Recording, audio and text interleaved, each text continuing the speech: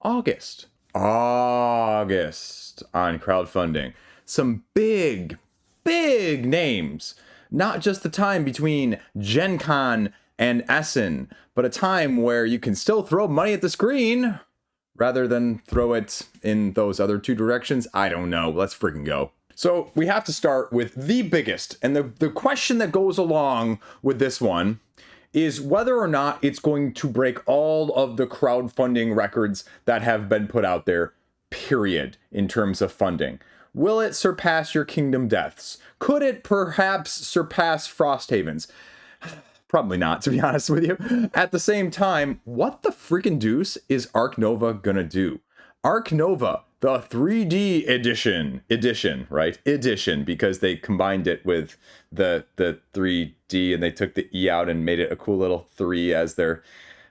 Anyway, I'm not cool enough. But there are, and this may be a record for me even personally as someone who looks at these numbers but don't actually mean anything, right? Nearly 55,000 people following the GameFound preview pre-launch page at the time of me filming this. That is an insane number. The big ones from like Awakened Realms of the Castles of Burgundy, the Puerto Ricos, the Nemesis Eye, any of those, even the Witcher ones were getting like between 20 and 30,000.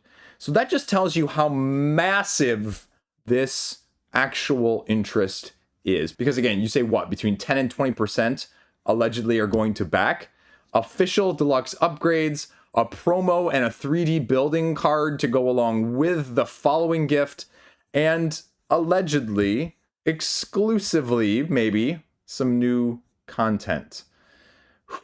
And that says brand new official content. Brand new official content. Doesn't say gameplay content there, though.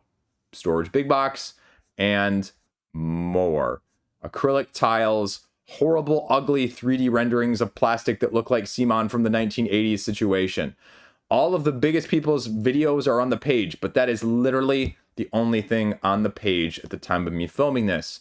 So that just goes back to my beginning questions. How much is this going to cost? And what are people willing to spend on this? I have absolutely no idea, but if there was one game across the board that I'd say people are willing to break the bank on to make it even more inaccessibly hit the table, I would say that this is near the top of the list. Speaking of Awakened Realms and the Nemesis and the other aspects that they've got going on, now we don't have confirmation. We don't have any clue. So I'm going to highly doubt that this one is going to launch in August. However, B.E.L.O. Asylum, as one of my top crowdfunding picks for the second half of 2025, is still very, very much of interest. Probably, again, still near the top of my list of things between now and the end of 2025 that I'm willing to potentially throw money at should the price and the dynamics of the mechanics be in my favor. Because I haven't always felt the same in that regard with some of the other projects. And I'm okay with saying that, right? Like Puerto Rico did nothing for me. Agricola did nothing for me. I look at that and I see the absolute impact on the landscape. And I'm going to wonder what the now delivering Nemesis Retaliation is going to do along the same lines. But this one has... this one has... Etherfields vibes for me, right? Because you're going between two of these dimensions back and forth exploring this asylum. But with the designer of Galileo Galilei / SETI giving us the mechanical approach to this, what can you do different from a dungeon crawl narrative campaign scenario based, whatever you want to say, keyword jargon wise game? Show me why this one is better. Show me why this one belongs in my collection. Very clearly, very upfront, and first and foremost. So it's still near the top of the freaking list from that side of things. The other one, from people you know, Dragori, bringing us Spellrift Legends. Now, okay. Unique asymmetric decks. Enemies that adapt to your choices. Okay, you've heard that kind of keyword jargon again before. And this is going to be the thing. Adventure, board game, co-op 1 to 5. Again, Dragori, known for this. You've got your tropes. However, they're going a little bit, across the board. Hercules with Merlin, with a Valkyrie, with Musashi. Again, characters that If you said that those belong together with an undead beholder as the main picture on the page right now, I'd be like, okay, show me what you got. Gives me more of almost like a World Spanners meets cooperative vibe. Now, it appears to be a little bit more of a card-driven game, at least what we know. One-shot gameplay, campaign mode, unique legendary heroes. 10 unique base cards, they say, with 48 additional unique upgrades to build your character in multiple different ways to craft it the way you like. However, we are going with a Slay the Spire vibe with an Eldritch Horror overview. Okay. You know what? Show me what you got. You've got a modular board that changes the dynamics, asymmetric heroes, and not too many miniatures. Well, just kidding. There are a fair number of miniatures on the gameplay page because that's also what Dragori is known for, right up there with Awakened Realms, and they look freaking sweet. And if I'm reading this correctly, this one hopefully is going to be launching sometime later this month. And the only question is, with Dragori, how expensive, again, is it going to cost you from a wallet standpoint? Let's just stay over in GameFound. GameFound has all the big projects this month. What can I say? Or I should rephrase that. GameFound has almost all the big ones that we know, because you know there's going to be something mid-high 6 digits over on Kickstarter because it's got the thing. We're not talking about the GameFound Indiegogo and they're bumping rumps now, but Elden Ring, I don't know why I interjected that. That's what you get on this channel. Elden Ring, Realm of the Grafted King. Oh, no, we're not actually talking Realm of the Grafted King because that was the first campaign that raised almost 14,000 backers support for over $3.5 million US.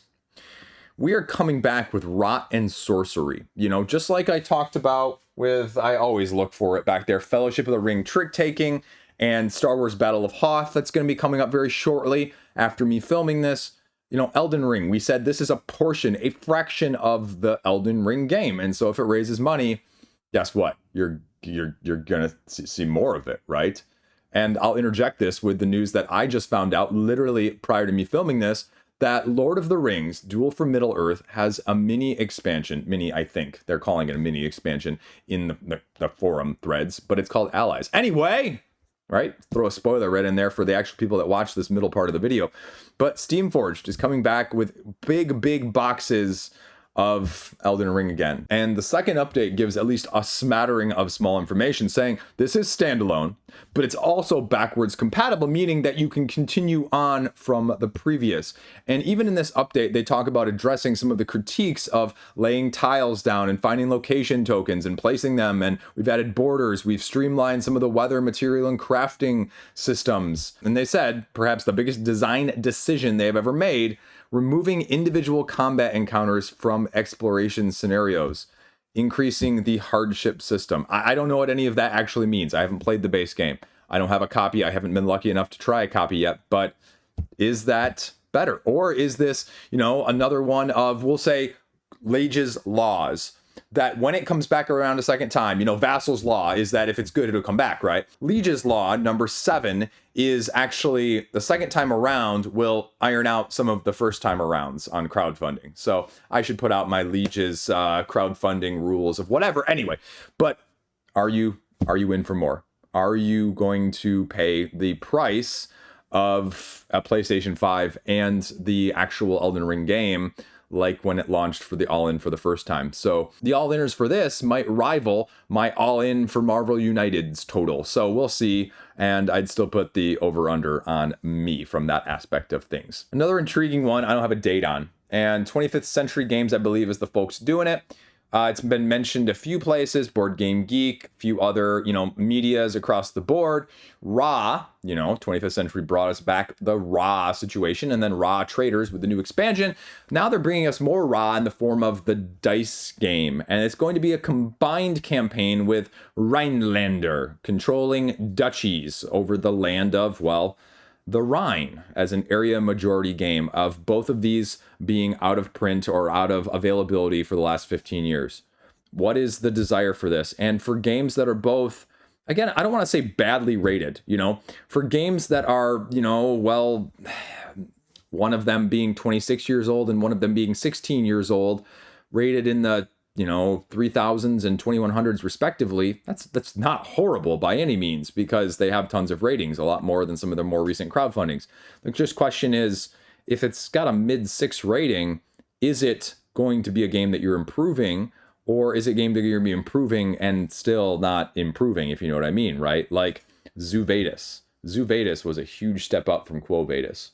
Is that going to be the case for both of these with the name brand recognition? Then another interesting one from Badgers from Mars is the upcoming Moana Nui. Yeah, the people from Regicide, they're giving you all volcano-style tile laying, right? Creating islands as you explore, grabbing resources as they pop up, defending buildings, and establishing your communities. I mean, I trust the people who put Regicide and Regicide Legacy out there, so I'm still kind of waiting and seeing on Regicide Legacy, but man, that one has, if, it delivers soon, high potential.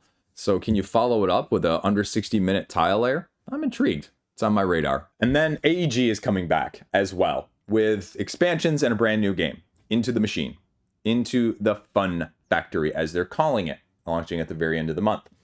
And the reason this is so intriguing is not that it's a multi-game campaign, not that the actual game from the title is that interesting either. However, they're bringing us more of their most popular lines because this is an expansion-driven campaign like they have done in the past. And we're getting Whirling Witchcraft, we're getting Tiny Towns, War Chest, Let's Go to Japan, Space, and Smash Up, just to name a few. And so that's the question with some of this. What is the incentive to get it on crowdfunding? How good of a bundling deal? How much of an exclusive? Because there really haven't been exclusives that much from AEG. Are you going to be looking at? Because almost on a yearly basis, their website has huge discounted sales.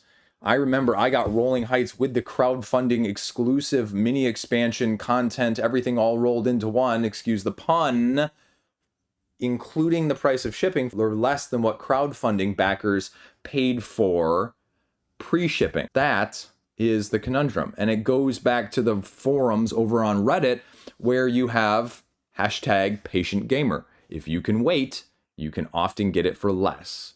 Most of the time nowadays in our hobby. But as we all know, we're all hype hotness looking over our shoulder, wondering what other people are playing, loving, and desiring, rather than, playing the stuff we have. Because, right, we don't do that.